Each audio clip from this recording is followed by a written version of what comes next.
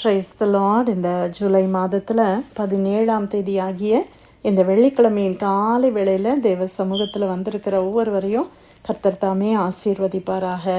இந்த நாளிலும் நம்ம தியானிக்கிற கர்த்தருடைய வார்த்தை நம்முடைய பரிசுத்த வேதாகமத்தில் ஏசாயா தீர்க்கதரிசியின் புஸ்தகம் 40ஆம் அதிகாரம் 11ஆம் வசனம். The book of Isaiah chapter 40 verse 11. மேய்ப்பனை போல தமது மந்தையை மேய்ப்பார், ஆட்டுக்குட்டிகளை தமது புயத்தினால் சேர்த்து தமது மடியிலே சுமந்து கரவல் ஆடுகளை மெதுவாய் நடத்துவார். அல்லேலூயா. கர்த்தருடைய அருமையான இந்த வசனத்துக்காய் கர்த்தரை நாம் ஸ்தோத்திரிக்கலாமா? நம்முடைய தேவன் என்ன செய்வாராம்? மேய்ப்பனை போல தமது மந்தையை மேய்ப்பார். நம்ம மேய்ப்பன் ஆடுகள் அப்படின்னு சொன்ன உடனே நமக்கு ஞாபகத்தில் வர்றது தாவீது தான் இல்லையா?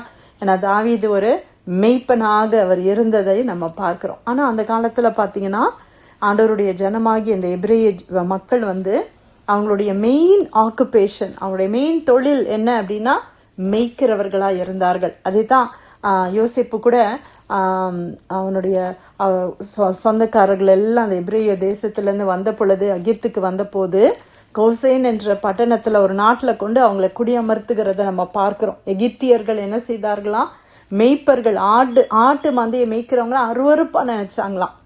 ஆனால் இஸ்ரவேல் ஜனங்கள் ஆடு மேய்க்கிற அதில் தான் அவங்க ரொம்ப திறமைசாலிகளாக காணப்பட்டார்கள். ஏனென்று பார்க்கும்போது அந்த நாட்களிலே ஆடுகள் அந்த மாதிரியான காரியங்கள் அதிகமாக இருந்துச்சு. அப்போது அதை எக்ஸாம்பிளாக வச்சு தான் தாவீது சங்கீதம் 23 அவர் எழுதுகிறார். ரொம்ப வெரி ஃபேமஸான ஒரு சங்கீதம் அப்படின்னா Psalm 23 இல்லை, சின்ன பிள்ளைங்கள்லேருந்து எல்லாருக்குமே நமக்கு மனப்பாடமாக தெரிந்த ஒரு சங்கீதம்.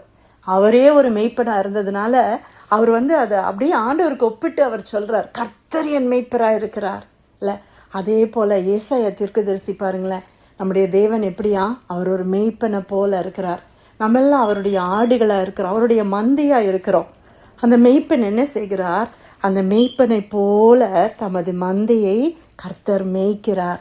ஒரு மேய்ப்பன் எப்படி தன்னுடைய மந்தையை பாதுகாத்து அதுக்கு தேவையானதெல்லாம் அவன் கொடுத்து அதை ப்ரொடெக்ட் பண்ணி அவன் மேய்க்கிறானோ, அதே போல் கர்த்தரும் கூட நம்மை ஆண்டவர் மேய்த்து வருகிறார். ஒவ்வொரு நாளும் நமக்கு தேவையான எல்லாவற்றையும் ஆண்டவர் கொடுத்து, நம்ம கூட சில நேரங்களில் சிதறுண்ட ஆடுகளை போல நம்ம கூட எங்கெல்லாமோ திரும்பி பார்க்குறோம், எங்கெல்லாமோ போய் நம்ம சிக்கி கொள்ளுகிறோம்.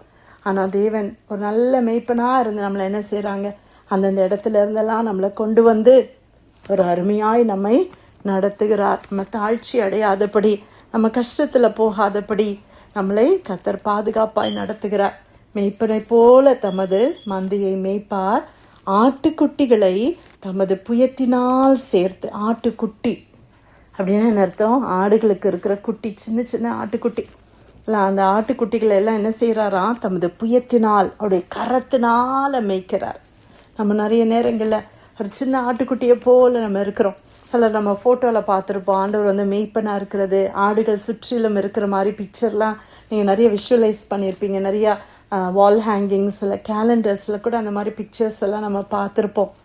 அதில் பார்த்தீங்கன்னா சின்ன சின்ன ஆடுகளை ஆண்டவர் என்ன செய்வாங்கன்னா அவருடைய மடியில் வைத்திருப்பாங்க.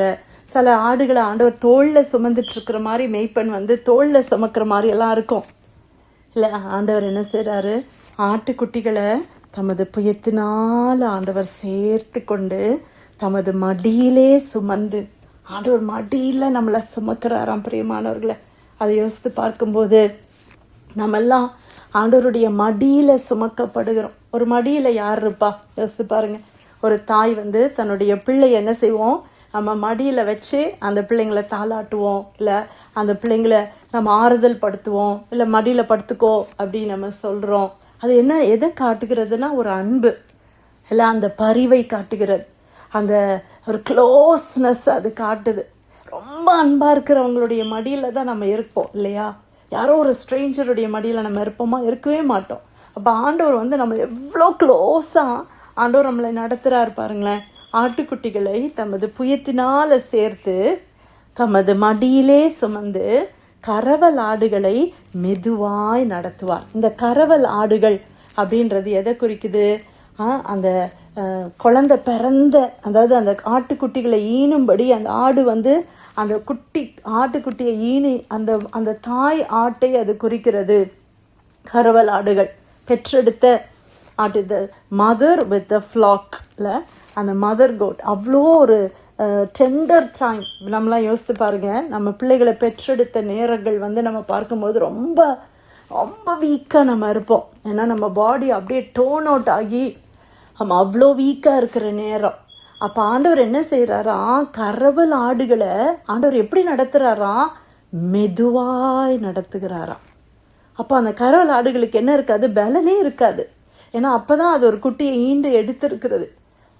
அந்த கறவல் ஆடுகளை அந்த மேய்ப்பெண் அப்படியே ஹார்ஷாக நடத்த மாட்டான், அவன் மெதுவாக நடத்துவான். நல்ல மேய்ப்பனாக இருந்தால் அவன் மெதுவாக நடத்துவான். சும்மா கூலிக்காக ஒரு ஆடு மேய்க்கிறவனாக இருந்தால் அவனுக்கு என்ன வந்துச்சு இல்லை, அவன் கறவல் ஆடாக இருந்தா என்ன, எதுவாக இருந்தால் அவனுக்கு என்ன, அவன் அதையும் கூட ஹார்ஷாக தான் நடத்துவான். ஆனால் நல்ல மேய்ப்பன் அப்படி செய்ய மாட்டான். ஆண்டவர் பாருங்கள், நல்ல மேய்ப்பனாக இருக்கிறார்ல. நம்மளெல்லாம் கறவல் ஆடுகளை போல ஆண்டவர் என்ன செய்கிறாரு, மெதுவாக நடத்துகிறார். சில நேரத்தில் நம்ம ஆவியில் ரொம்ப பலனாக இருக்கிறோம், ஆனால் சில நேரத்தில் ஆவியில் நம்ம சோர்ந்து போய் காணப்படுகிறோம். ஆனால் நம்ம எல்லாருமே ஆண்டவருடைய கருத்தில் இருக்கிற ஆடுகளாக இருக்கிறோம். அவர் நம்ம மேய்ப்பனாக இருக்கிறார். நம்முடைய சூழ்நிலையை கர்த்தர் உணர்ந்து அறிந்தவராய், நம்மை புரிந்து கொண்டவராய், நம்மளை ரொம்ப அதிகமாக பாரப்படுத்தாமல் நம்மளை அப்படியே மெதுவாக கர்த்தர் நம்மளை நடத்துகிறார். எத்தனை தடவை நம்ம அதை உணர்ந்திருக்கிறோம். என்னுடைய வாழ்க்கையில் அநேக நேரங்களில் அதை நான் உணர்ந்திருக்கிறேன். சில நேரத்தில் நம்ம ஆண்டவருடைய சமூகத்தில் ஜெபம் பண்ணுறதுக்கு கூட வேர்தியாக இல்லாத மாதிரி உள்ள சூழ்நிலைகள் இருக்கும். பெருசாக நம்ம பாவம் பண்ணியிருக்க மாட்டோம். ஆனால் பார்த்தீங்கன்னா நம்ம ரொம்ப லைஃப் பிஸியாகி நம்ம ஆண்டவரோட டைம் ஸ்பெண்ட் பண்ணுறதெல்லாம் ரொம்ப குறைவாக மாறி இருக்கலாம். அதனால் ஆண்டவர் நம்ம மேலே கோவப்படுறாரா? அதனால் ஆண்டவர் நம்மளை நீ என்கிட்ட ஜெபம் பண்ணவே இல்லை, நீ முந்தியெல்லாம் எப்படி ஜெபம் பண்ண, இப்போல்லாம் நீ என்கிட்ட வரதே இல்லை, தேவைக்கு மட்டும்தான் வர அப்படின்னு சொல்லி நம்மளை ஆண்டவர் புறக்கணிக்கிறாரா, நம்மளை தள்ளி விடுறாரா? இல்லவே இல்லைல்ல. எவ்வளோ அருமையாய் மெதுவாய் நம்மை நடத்துகிறார், அரவணைத்து நம்மை நடத்துகிறாரு. அந்த நல்ல மேய்ப்பனாகிய நம்முடைய தேவனுக்கு நாம் ஸ்தோத்திரிக்கலாமா? ஆண்டவரே, நான் ஒரு கறவலாடு போல இருக்கிறேன்ப்பா, நான் ஒரு ஆட்டுக்குட்டியை போல நான் இருக்கிறேன். ஆண்டவரே, நீங்கள் நீ உங்கள் மடியில் வச்சிருக்கிறீங்களே, என்னை எவ்வளோ அருமையாக நடத்துறீங்கப்பா. அதிகமான நுகத்தை என் மேலே வைக்காம நான் சில காரியத்துக்கு அப்புறமா நான் நுகங்களை சுமக்க முடியாது என்பதை அறிந்து என்னை எவ்வளோ அருமையாக நீங்கள் நடத்துறீங்களே ஏசப்பா, உமக்கு நன்றி என்று சொல்லலாமா? கர்த்தர் கொடுத்த நல்ல வார்த்தைக்காக ஆண்டவருக்கு நன்றி சொல்லுவோமா? ஏசாயா 40ஆம் அதிகாரம் 11வது வசனம். மேய்ப்பனை போல தமது மந்தையை மேய்ப்பார், ஆட்டுக்குட்டிகளை தமது புயத்தினால் சேர்த்து தமது மடியிலே சுமந்து கறவல் ஆடுகளை மெதுவாய் நடத்துவார். கர்த்தர் கொடுத்த வார்த்தைக்காக ஆண்டவருக்கு நன்றி செலுத்தி பிரேயர்லைன்ல வந்திருக்கிற நம்ம யாராவது நம்ம ஜெபிக்கலாமா?